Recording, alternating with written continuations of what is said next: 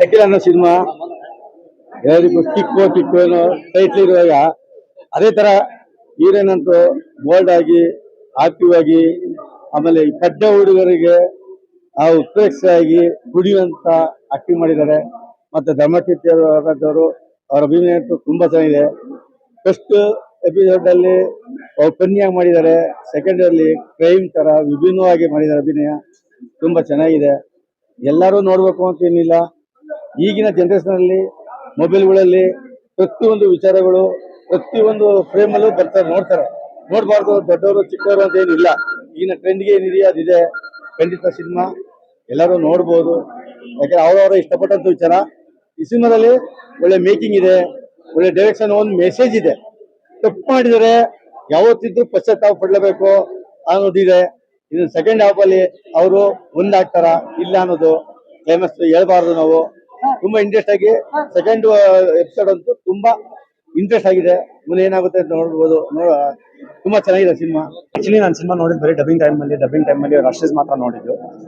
So ಅವಾಗ ನಾನು ಕತೆ ಹೇಳಿದ್ದು, ಬಟ್ ಇವಾಗ ಸ್ವಲ್ಪ ಚೇಂಜಸ್ ಇದೆ ಕಥೆನಲ್ಲಿ.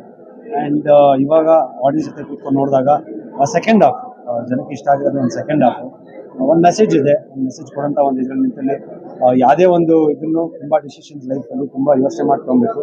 ಆಮೇಲೆ ಅತಿ ಆಸೆ ಗತಿ ಕೇಡು ಅನ್ನೋದನ್ನ ತುಂಬ ಇಲ್ಲಿ ಚೆನ್ನಾಗಿ ತೋರಿಸಿದ್ದಾರೆ. ಅದಕ್ಕೆ ಆಸೆ ಇರಬೇಕು ಮನುಷ್ಯನಿಗೆ, ಬಟ್ ಅತಿ ಆಸೆ ಏನೇನು ಆಗುತ್ತೆ ವಿಷಕಾರಿ ಅನ್ನೋದು ಇದರಲ್ಲಿದೆ. ಆ್ಯಂಡ್ ಸೆಕೆಂಡ್ ಹಾಫಲ್ಲಿ ನನಗೆ ಒಂದು ಗೆಟಪ್ ಬರುತ್ತೆ. ಸೊ ಅದರಲ್ಲಿ ಐ ಥಿಂಕ್ ದಾಸರಿಗೆ ಥ್ಯಾಂಕ್ಸ್ ಹೇಳಬೇಕು, ಯಾಕಂದರೆ ಲೈಟಿಂಗ್ ಪ್ಯಾಟರ್ನ್ ಆಗಿರ್ಬೋದು ಪ್ರತಿಯೊಂದು ಚೆನ್ನಾಗಿ ತೋರಿಸ್ತಾ ಇದೆ. ಆ್ಯಂಡ್ ಜನ ಆ ಪೋರ್ಷನ್ ಬಂದಾಗ ಸ್ವಲ್ಪ ಎಂಜಾಯ್ ಮಾಡ್ತಾರೆ.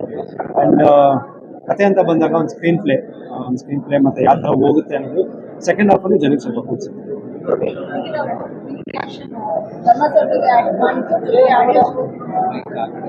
ಯಾಕಂದ್ರೆ ನಾನು ಇವತ್ತೇ ಫಸ್ಟ್ ಟೈಮ್ ಪೂರ್ತಿ ಸಿನಿಮಾನ ನೋಡ್ತಾ ಇರೋದು. And I feel very much happy because ಸಾಂಗಿಗೆ ಒಳ್ಳೆ ರೆಸ್ಪಾನ್ಸ್ ಇತ್ತು.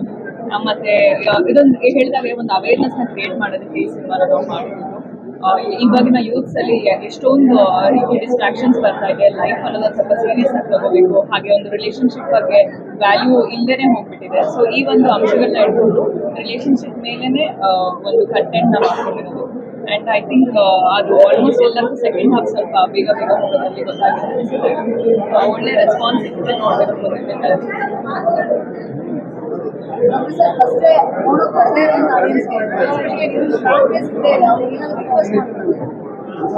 ರಿಕ್ವೆಸ್ಟ್ ಅಂದರೆ ಐ ಮೀನ್ ಒಂದು ಮೆಸೇಜ್ ಇದೆ ಸಿನಿಮಾನಲ್ಲಿ.